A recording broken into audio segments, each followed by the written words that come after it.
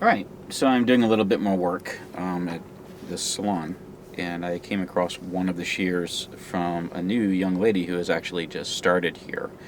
It's a black coated shark fin shear. Again, this is a semi-convex shear. It's going to have a very, very fine bevel on the edge of the convex surface. And the majority of the problem with this shear is not just dullness, but actually a problem with the inside ride line. Now, the inside ride line on this shear, unfortunately, it was worked the last time on a stone where someone lifted the blade up as they were coming off of the stone. So what I'm going to do is I'm going to show you how this shear is cutting at the beginning of this process on some tissue. And then we'll go ahead and we'll switch over. You can see it just basically completely folds the tissue in half. When I do the cut, it wants to fold pretty much all the way up to the tip, and then the only way to pull it out would just be to tear that tissue apart. So what we're going to do is we're going to correct this shear, but the majority of the correction is actually going to come from the inside work that we're going to do. Now, just because a shear has been cut improperly on the inside doesn't mean that it can't be corrected. What you're going to find a lot of times in the field is that someone has actually done some work on either a flat hone, and when they did the cut on the inside, they just laid it flat on the flat hone piece. Some of the problem might just be that the scissors also a little bit dirty as well. You can actually see that it's been some time since these have been taken apart and cleaned out properly. So we're going to go ahead and pull that all apart and go ahead and get that cleaned up as well. But the majority of the issue on this one is just an improper cut on the inside. So just keep in mind that even though some work has been done, in this case, this was not a case where it was put on a flat hone and worked improperly on the inside. There are a number of people now that are selling some products where you can do the work on the inside of the shear on flat hones on CBN wheels. And that's not what I'm talking about. What I'm talking about is there's been a little rush around where people are trying to mimic that with just regular pads and discs that you would use on the flat hones. And what that's doing is it's cupping the inside of the shear, and it's creating a negative angle on the inside when you press down on the materials that you're working on. So let's get this spring out of this very dirty inside of this shear and get this wiped down and cleaned up so that we can go ahead with the rest of the process on this.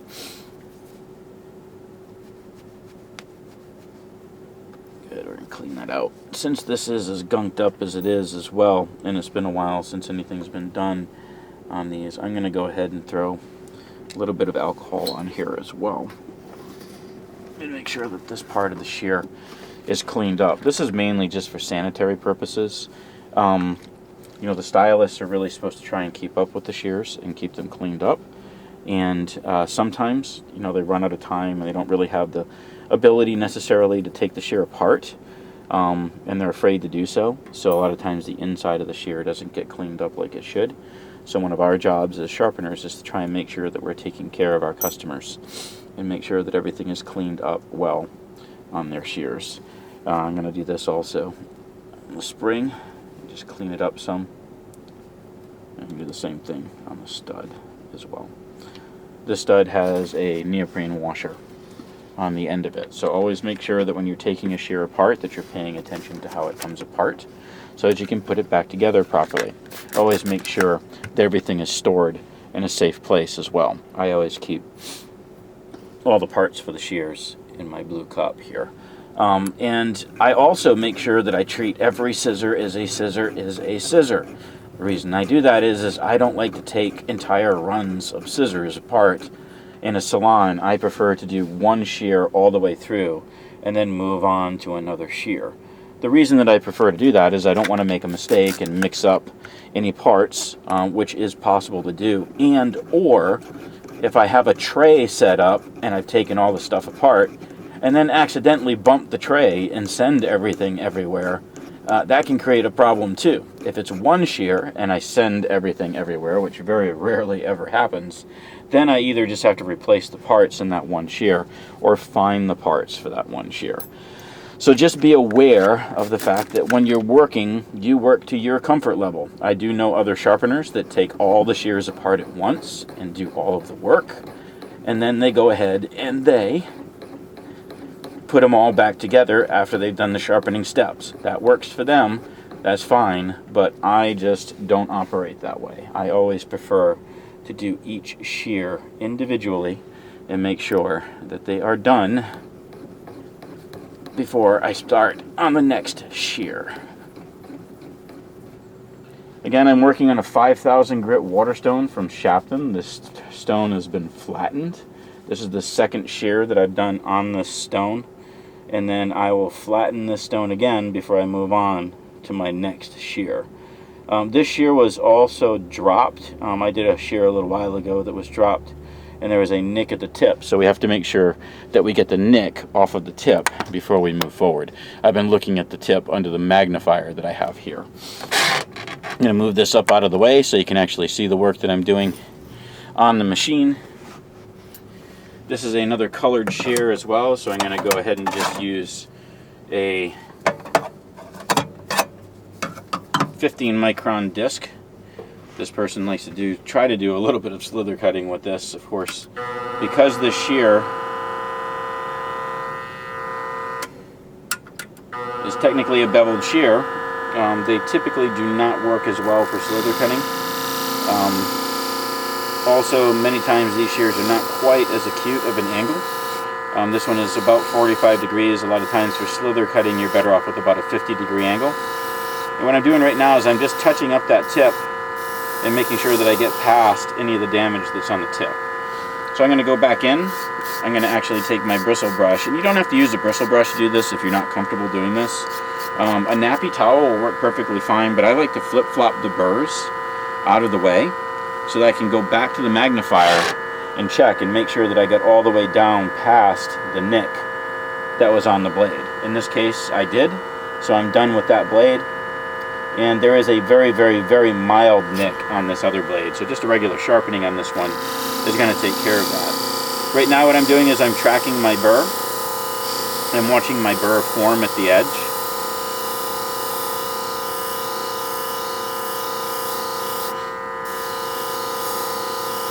And I'm working the burr forward until I get to the tip. If you're going to freehand a shear, like I do, you have to resist the urge to want to turn over to the edge. It's important that you match your angles that are on the blades. In this case, I didn't do a scratch test, but I have actually done some work on shears similar to this before, so I'm used to working the 45-degree angle that are on most of the shark fin shears that I find out in the field. And if not, I typically want to make them a 45-degree anyway, just to make sure that I get that angle back to where it should be according to factory spec. Alright, so the inside looks good on this, so we're going to go back to our waterstone again, do a little more work.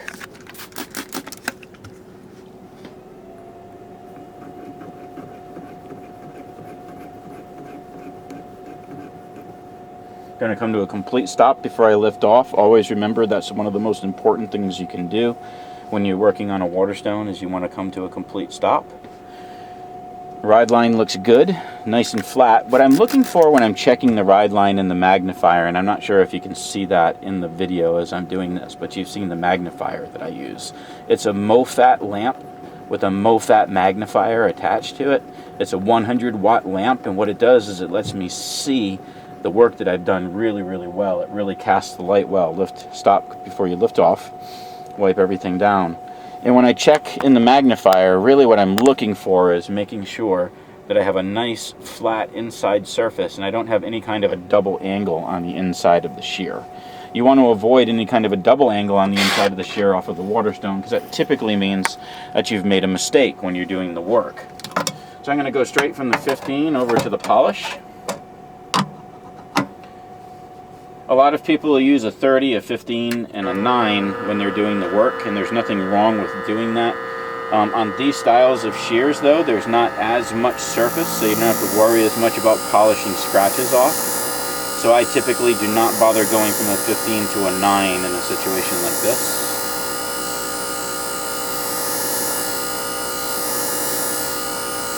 As I go back and forth across my pad too, this is not something you'll be able to see in the runaround video that I'm doing right now. but I'm just tracking my way to the tip and to the throat and making sure that I'm making contact in both places. What you don't want to do though is you don't want to actually dig too much into the throat or turn too much up on the tip. If you do that, you'll end up in a situation where you can round the tip out or gouge the throat out. So just always be aware of how you're making contact excuse me, on your plate. I'm going to give it a little more at the tip. I don't know about you all, but when I make a mistake, it's usually I miss the tip.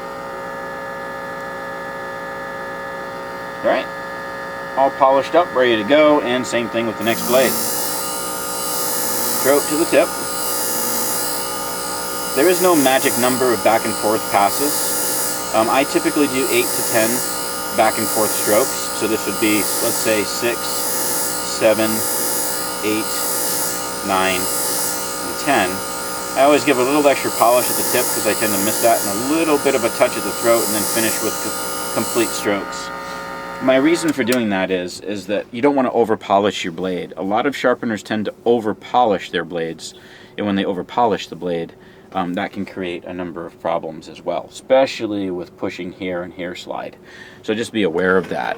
So let's go ahead and put this shear back together, and then we'll do a test on that tissue again so you can see the cut now in comparison to what it was when I started. So again, we're going to put our stud in. The actual washer is on the head of the stud. We're going to go ahead and put the blades together and mate them together properly.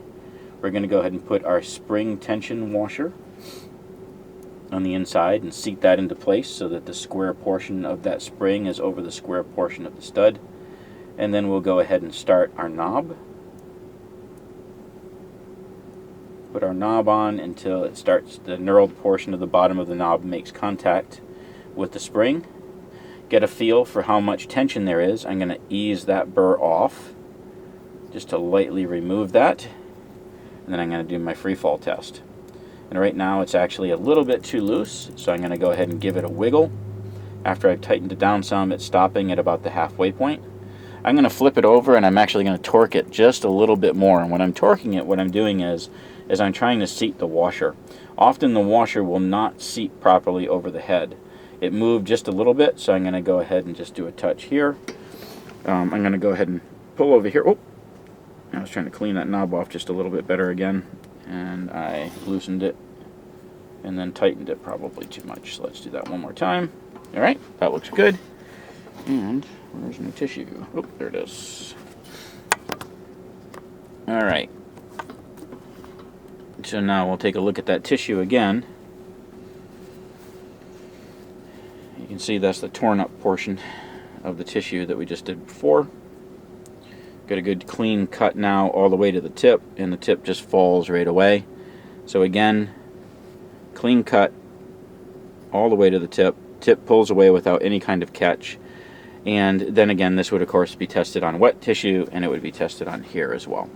But overall, on a shear like this, when you're doing work on it, just make sure that you don't overdo. Honestly, the majority of all problems are solved with just a real simple, straightforward sharpening. Way too many people overcomplicate this business and try and make it more than it actually is. If you do a regular sharpening on a scissor, that really will solve 95 to 98% of all the problems that you'll find out there. So again, use the KISS method, right? Keep it simple, stupid. That's the best thing that we can do. And make sure that we're doing good work for customers all the time. So again, if you have any questions, I'll have my contact information below. You can get in touch with me. I sell most of the major sharpening equipment that's out there, so if you're ever interested in any of the pieces of equipment, don't hesitate to give me a shout, and I'll let you know what the costs are. I also match prices and or beat any online advertised price if I can. So give me a shot at that too if you're ever in the market for purchasing one of these pieces of equipment. I can also tell you all the positives and negatives about the different ones. As always, again, questions, give me a shout. Happy to help, always here. Hope you enjoyed this particular episode of me running around and doing sharpening. And we'll talk to you soon.